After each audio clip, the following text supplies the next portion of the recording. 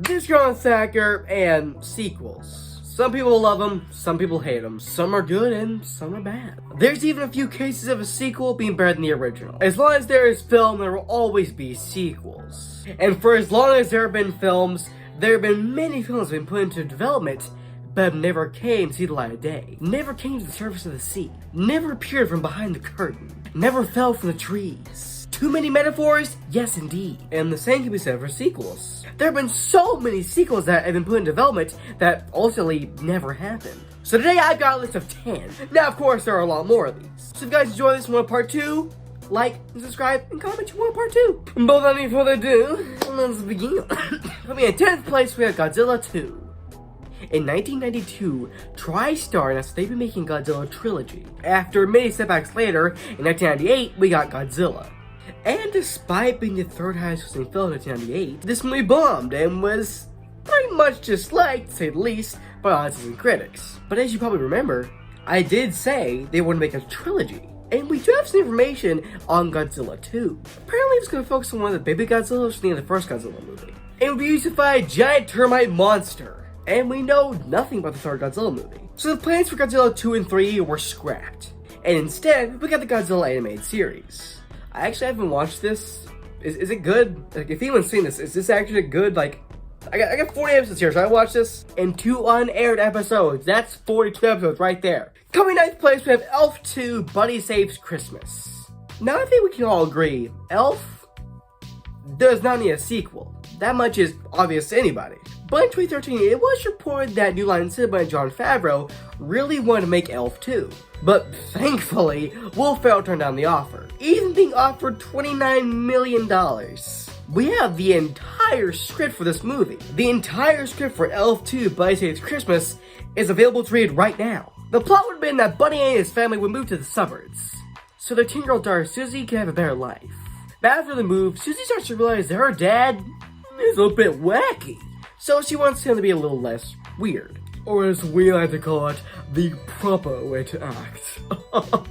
And that's exactly what Buddy does. He ditches the elf clothes, changes his name to Brian. So needless to say, Buddy and his daughter are having some problems. But then Papa Elf from the first movie will be kidnapped by the South Pole Elves. Which actually would have been a nice little nod to the first film.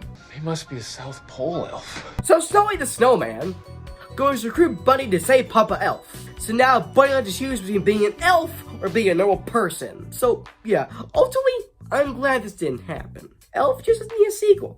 Not that it sounds like a bad idea, it just kind of sounds generic. Coming in 8th place, we have The Power of the Dark Crystal. The Dark Crystal is a film from 1982 made by Jim Henson, with amazing puppetry effects. Well yes, it did make back its budget, it wasn't a huge success. But over the years, it's gained a massive cult following. It even got a prequel series back on Netflix in 2019. The Dark Crystal Age of Resistance. I'll never forgive Netflix for that. But this prequel series was originally going to be a sequel. In 2005, the Jim Henson Company announced The Power of the Dark Crystal, and it would be an interesting mix between puppetry and CGI. For years, this movie would have setback after setback after setback, until in 2012 when it was announced that the project was cancelled indefinitely. This story would have really opened up the world of Thra, and would have followed the fire gelfling named Thruma, and would go to Kiara and Jin from the first movie, now being the leaders of Thra, and would request a shard from the crystal in order to save the sun of her home, which is under Thra. After being declined the shard, she would steal it, while also being companioned by an outcast gelfling named Kinsho. But now that the crystal is shard, it would lead to one Skeksis and one Mystic returning. The Skeksis would have actually been Chamberlain, and the rest of the film would pretty much just be Jin and Kiara chasing Chamberlain, Thruma, and Kinsho trying to get back the shard, while they're trying to get the Thrumas home to save the sun. And Chamberlain just waiting for the right moment to kind of steal the shard and, not have them put it back in the crystal. Being honest, this plot is very complex, and I probably did a terrible job of explaining it. So if you want a full deep dive into this movie, I'd recommend checking out this video by Scribbles to Screen. This is an amazing channel, it's right down my alley. So if you like my content, you like this guy's content, now this story would later be turned into a comic. And some of these elements were used for the prequel series. Overall, Power of the Dark Crystal sounds interesting. I actually wouldn't mind it being turned into a movie. Coming in 7th place, we have Teenage Mutant Ninja Turtles: The Next Mutation. After the third TMNT movie was released in 1993, production on a fourth live-action TMNT movie would begin quickly, and had the working title of TMNT: The Next Mutation, which would be used later on. This film would have followed the Turtles mutating as they got older with age. Same with Splinter, giving them new abilities and problems. And there's some concept art showing this. There's also concept art of a fifth turtle named Kirby, which would have been from another dimension.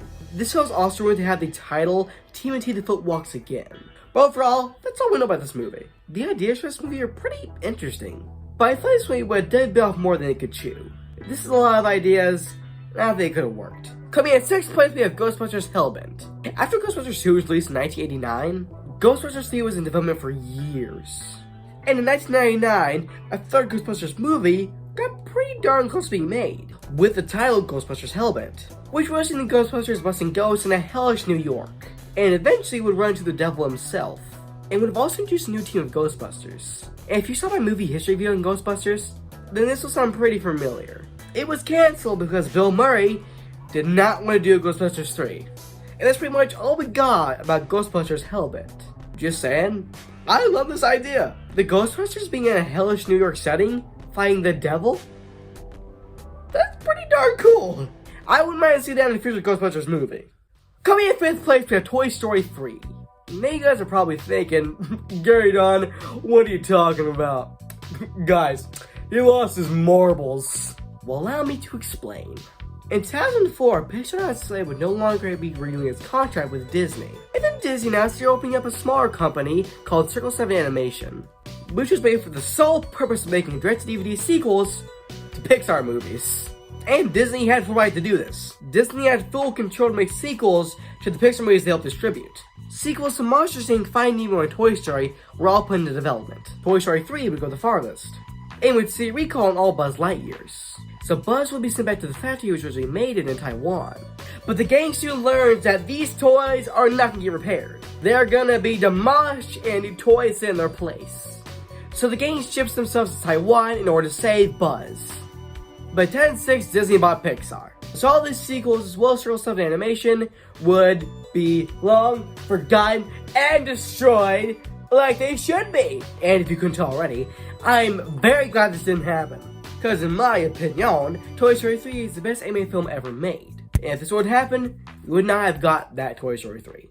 Coming in 4th place, we have Spider-Man 4. Spider-Man 3 wasn't loved by everybody, but it was still the highest grossing movie in 2007. So Spider-Man 4 began production in 2008, and was set to have the Lizard, which was set up in Spider-Man 2 and 3. In 2009, the plot would change. Now the villains are going to be Vulture and Black Cat, although Black Cat would have been changed to Vulturess, which is not a character from the comics and was just made up for this movie. And we have some concept art, showing the fight scenes between the Vulture and Spider-Man, and even Mysterio. But overall, that's all we know about Spider-Man 4. Coming in 3rd place, we have Jurassic Park 4. In 2002, these were concepts leaked for Jurassic Park 4, dinosaur-human hybrids. And at the moment, that's all we know about this version of Jurassic Park 4. But here's something interesting. In 2002 Universal Halloween Horror Nights, there was a scare zone called Jurassic Park Extinction, which was about a mad scientist who was making dinosaur-human hybrids. So a lot of people think that these concepts inspired the scare zone. And so far, we have not seen any dinosaur-human hybrids in Jurassic Park. And honestly, I think that's too far for Jurassic Park. Jurassic Park is a sci-fi franchise, but not that sci-fi. So ultimately, I am very glad this movie did not happen.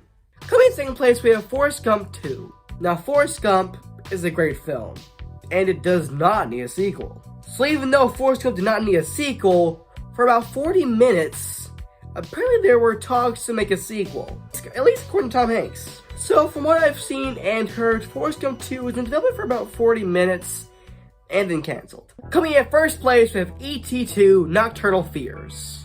When E.T. came out in 1982, it was a global phenomenon. Everybody and their grandma loved E.T. And it made a whole lot of money. So a sequel was briefly in production. The plot would have been that a group of evil ETs would kidnap Elliot and his friends. And so E.T. would have to come and save him, because he's a good little alien buddy. But Steven Spielberg quickly shut down this idea. So let me know in the comments below, what did you guys think about these sequels that never happened? Which one is your favorite, which one is your least favorite? Talking to you, Billy. And would you like to see these happen one day? Bye guys for now. Bye, Basker on Thacker.